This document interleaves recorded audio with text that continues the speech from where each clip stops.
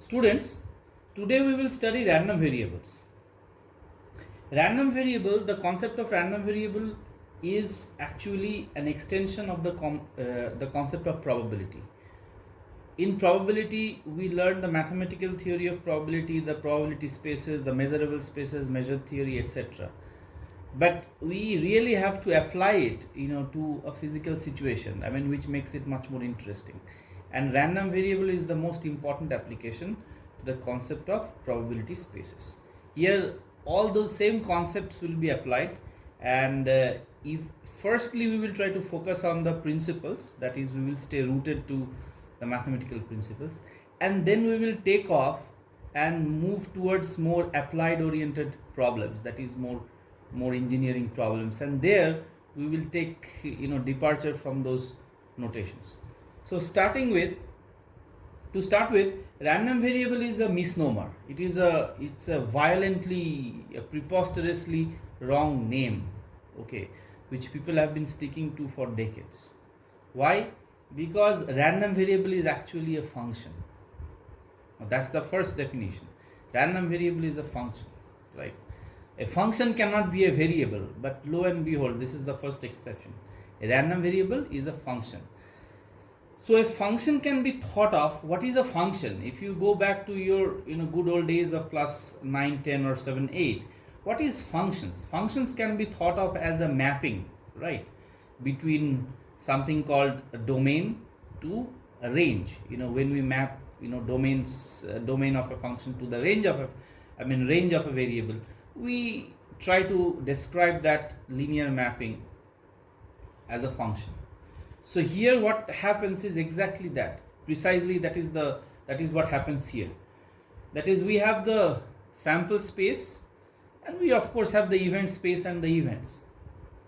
So this event space they comprise of the abstract quantities. Like, for example, if you have a 2 coin toss, in 2 coin toss, your event space is, your sample space is HHTH, HTTT, right? That's your sample space. And the event space could be a collection of all possible subsets. But these are abstract. So what do we have to do is we have to map them to number space. So how do we do that? That mapping is called random variable. So most importantly, what I have written as a footnote is, remember, a random variable by itself does not return a probability. It merely sets up the definition. It merely is the mapping. Probabilities are returned by the induced measure, probability measure, which we haven't talked about yet. So a random variable is a function that assigns a rule of correspondence for every point zeta in the sample space S, a unique value x zeta on the real number line R, called the range. So let sigma be the sigma field associated with the sample space, and sigma x be the corresponding sigma field associated with the real number line. So the random variable x induces a probability measure px in R, and hence x is the mapping of the probability space S, sigma, p. So we have the sample space, we have the event space, and we have the probability measure. So exactly in the same way, we have now what we call a new probability space, which is R. Your sample space becomes R, that is real numbers. Then your sigma becomes sigma x. Again, it is a collection of subsets in real number. As we will see later, it actually forms to a special class of sets or fields called the Borel fields, right? So this sigma field is actually sigma x is actually a Borel sigma field, and this px is what we call as the induced probability measure. It is not the same probability measure that we used to have while defining probabilities. So this mapping x, sigma, p to R, sigma x, px is called the random variable. Now this is the abstract definition. Now this whole idea is encoded here in the form of this figure. As you can see, this is the domain. The domain is the sample space, and then of course you have the event space, and then the range, which is the real number line, and the mapping between the domain and the range, as we know, is a function uh, where x gets mapped to real numbers, and then the event space is basically a collection of subsets in the real number line, which comprises to a class of Borel sets or Borel fields. Right, and finally, if the forward mapping exists, the inverse mapping also must exist. If that does not happen, then the whole concept of random variable will collapse. So if the forward mapping, if this direction to this direction, it happens, this inverse mapping, that should also exist, and that we will see in there is a special name to it, which will use something called a quantile function to talk about it, which is the inverse mapping. Now, discrete random variables are generally used to describe events that can be counted. For example, the number of cars crossing an intersection, or for that matter, your Brahmaputra bridge. I mean, it's pointless to talk about it because you have not even seen, most of you haven't seen it, right? So, number of cars crossing the intersection, then winning and loss, the game of cards, right? Success and failure, this wherever this discreteness comes, right? We describe such random events by discrete random variables, right? Discrete random variables are expressed using integers. The probability content, which is where this induced probability measure comes in handy, the probability content of a discrete random variable is described using the concept of probability mass function. Now, this is where one random variable differentiates from another random variable, right? No two different random variables will have the same probability content or same probability mass functions, or for that matter, your induced probability measure is not going to be the same, right? So it depends on the physical nature of the process, how you are trying to define the randomness. Now, certain descriptors of the random variables. The most important descriptor of the random variable is the CDF, the cumulative distribution function, which is described as a function of x, whose value is such that P of x xi is less than equal to x. That is, all the probabilities accumulated till x, right? That is how we will define it. Or P x less than equal to capital X less than equal to x. Now that is the telltale definition most of the textbooks will tell you, but that is wrong.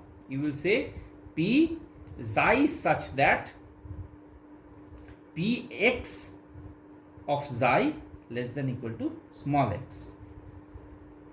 Because the events are mutually exclusive, that x can only assume one value at a time, the CDF is obtained simply by, as I said, accumulating the probabilities. So what is the process of accumulation? That is addition. So f capital X of small x is given as P at x equal to 0, P at x equals to 1, plus P at x equal to 2, and it up until you accumulate till P at x equal to small x, right?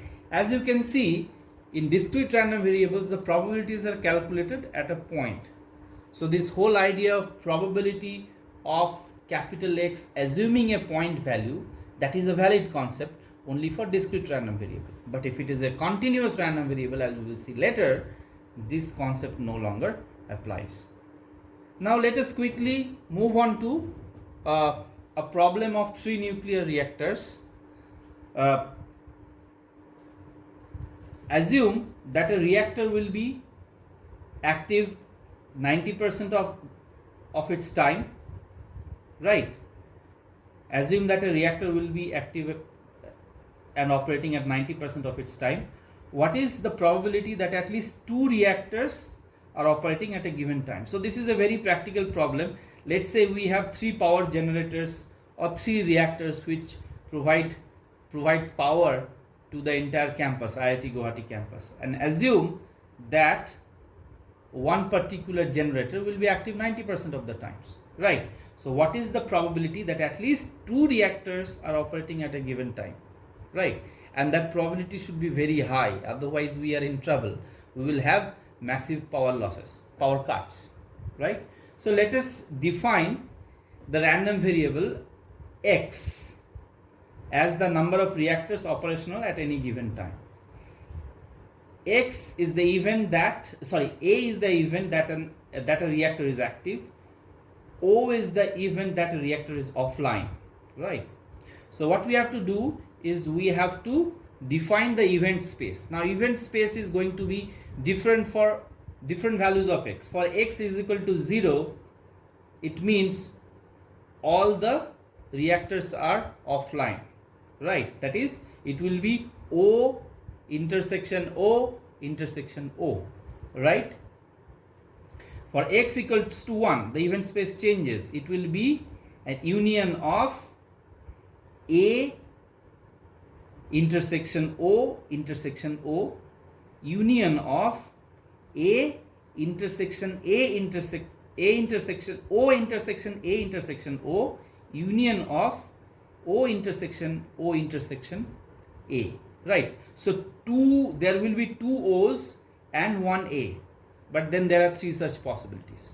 So for x equals to 2, you can do the exact same thing, but the roles are reversed. Now you will have 2 A's and 1 O. That is, there will be a combination of A intersection O, then A intersection O intersection A, and O intersection A intersection A. Three possibilities are there, and then of course x equals to 3 means all the 3 reactors are active. As you will see that this is a very low probability event that all of them are active, but this has to be a fairly high probability event. Let us see. So how to calculate the probabilities? Assuming that the reactors are statistically independent, we already have the information that PA is equal to 0.9, that is, the reactor is active 90% of the times. So the reactor is offline only for 1 minus 0.9, that is 0.1, that will be PO. So we can calculate the probabilities now. Px at x equal to O is given by 0.1 into 0.1 into 0.1, that is O intersection O, right? Similarly, for x equals to 1, we had 3 events, remember? So all those 3 are same, it is symmetrical. So it will be 3 into 0.9 into 1 into 1, that is 1 reactor is active. So for 2 reactors active, you will have, it will be 3 into 0.9 into 0.9 into 0.1. As you can see, this probability is actually very high, right? And x equals to 3 is 0.9 into 0.9 into 0.9. That individual probability is the highest. So what do we need is actually the cumulative probabilities. What was the question asked? If you see, what is the probability that at least 2 reactors are operating at a given time? At least 2. So meaning at least 2, not at most. Okay. So that will be, if you draw the plot, so this is x equal to 0, this is x equal to 1, this is x equal to 2. So at least 2 means what? These 2 possibilities are ruled out. That is, x equal to 0 and x equal to 1 are ruled out. So if you sum all of them up, that becomes 1. So from 1 you have to subtract this and subtract that. So it becomes 1 minus 0.001 minus 0.027, which is equal to 0.972. So the probability that at least 2 reactors are operating, which is given by x greater than equal to 2 or 1 minus px less than 2, is 0.972, which is a very high number and which is a good news. That means for most of the times we will have the power, right? So this is an example, and I'll stop here, and the next lecture will be a separate presentation.